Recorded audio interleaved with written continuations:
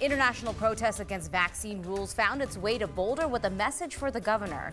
And half a year after the Taliban gained control of Afghanistan, refugees are still making their way to the U.S., somehow actually calling Colorado home.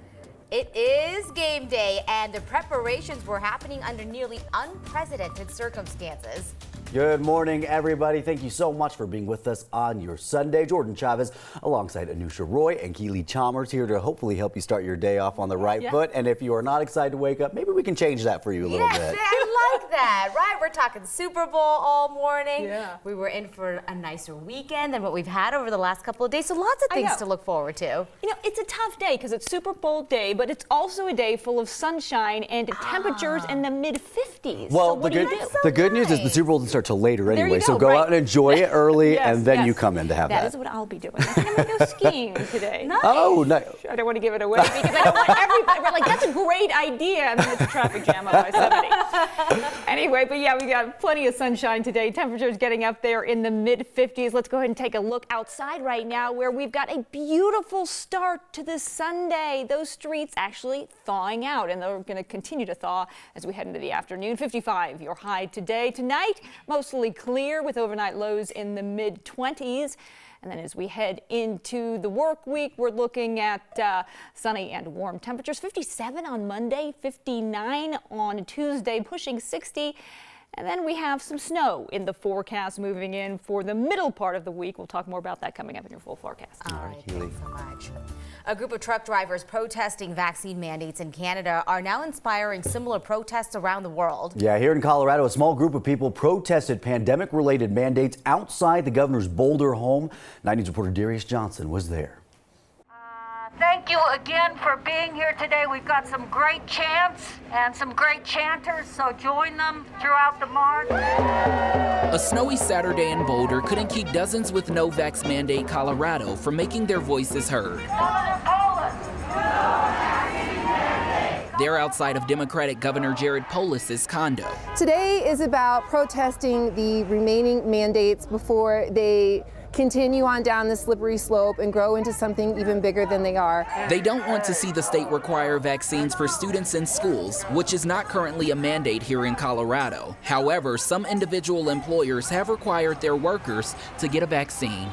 I think our group would definitely be in favor of employers dropping mandates. Again, this is about pro-choice. My body, my right. Colorado, stand and fight. President Biden tried to require companies with more than 100 employees to mandate vaccines or regular testing, but the Supreme Court blocked that rule in January. The court said a separate federal mandate requiring 20 million healthcare workers to get vaccinated can be enforced. While nearly 70% of Coloradans have been vaccinated, some remain unsure or simply uninterested and very much opposed to any sort of mandate. In Boulder, I'm Darius Johnson, 9 News. Right now, the CDC is recommending vaccines for kids over the age of 5. On Friday, Pfizer postponed its application for vaccines for kids under 4. They were saying that they were waiting for data from its 3-dose regimen to see if it's going to provide more protection than the 2-dose doses. Data on the 3rd dose is expected to come back in April. Boulder County, by the way, is the only county with a mask mandate still in place for all indoor public spaces. So if they drop into moderate or low transmission for 21 consecutive days, that mask mandate will automatically be rescinded. And there was a vaccination party in Denver's Cole neighborhood yesterday. Several organizations came together to hold a family-friendly COVID vaccine clinic for Denver's Latino community. The event had music and dancing to try to make it a little bit more fun for the kids who were there. Clearly, they were liking it a lot, and I love that song that they were dancing to, by the way. There were also stations for families to pick up free diapers and some other baby supplies. It's just bringing people together. And you know, when we have, with our community, specifically the Latino community, music, food, and friends is what makes our events, you know, successful.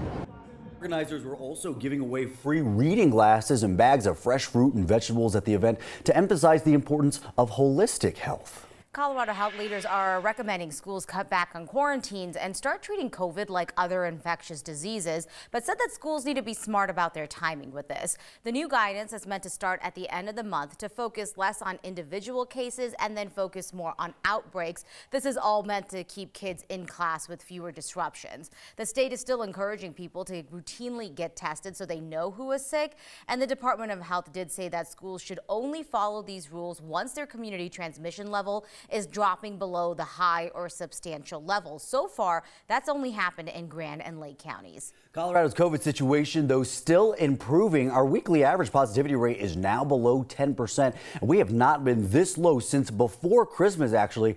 9.6% of tests came back positive this week. 773 people are hospitalized with COVID right now. And that is the lowest that we have seen since August. Now, Colorado's ICUs are 89% full, still high, but again, better than we've been since September on that one. Family and friends came together Saturday to remember a man who was killed in a hit and run last weekend. A driver hit and killed Joaquin Romero in front of his house on South Elliott Street early Sunday morning. Dozens of people showed up at the vigil at Huston Lake in Denver's Atmar Park neighborhood. Friends remembered Romero for his generosity and his kindness. He was dedicated to his boxing gym where he gave anyone a safe place to train. I myself am just overwhelmed by the outpouring of love, sharing of memories of him. When you see this many people and you have to cut people off from talking at a certain point, you know that's the type of impact that he left on this community. Denver police say that they have found the stolen SUV seen leaving the area right after the crash. They arrested the driver, who is now facing charges for stealing the car, but police say they are still investigating whether he's responsible for the hit and run. Okay, so many NFL players struggle to find success off the field once their football career ends. However, that is not the case for one former Bronco. Jared Veldheer has traded out the field for the lunch counter now. Veldheer actually played right tackle for the Broncos in the 2018 season, you may remember. Well, he retired in May and was looking for something to fill his time. So he ended up joining the cafeteria staff at St. Paul the Apostle in Grand Rapids, Michigan, where his kids go to school. Veldheer says he's had a passion for cooking ever since his playing days, and he is able to use his knowledge of proper nutrition to help these hopeful future NFLers grow. They're in a growth state right now where they need to consume a lot of food, a lot of calories, a lot of good quality calories. We're able to kind of break the traditional route of school food that looks like just a hunk of frozen corn and a big old rectangular piece of pizza. It was funny watching the kids go through that lunch line when I was watching the full story. They were like, we're used to having this lunch lady, and now we traded in for this, broad-shouldered, this huge guy here serving our food. Veldheer actually says he enjoys making unique lunch dishes like beef tikka masala to keep the kids on their toes. So, lunch is definitely transforming since the day of our chicken nuggets and special pizza. It is so cute. You're so right. Just look at that. They're 3 times smaller. They love it. That makes it so fun for them. They have an NFL player serving up their lunch. It's awesome. That's so cool.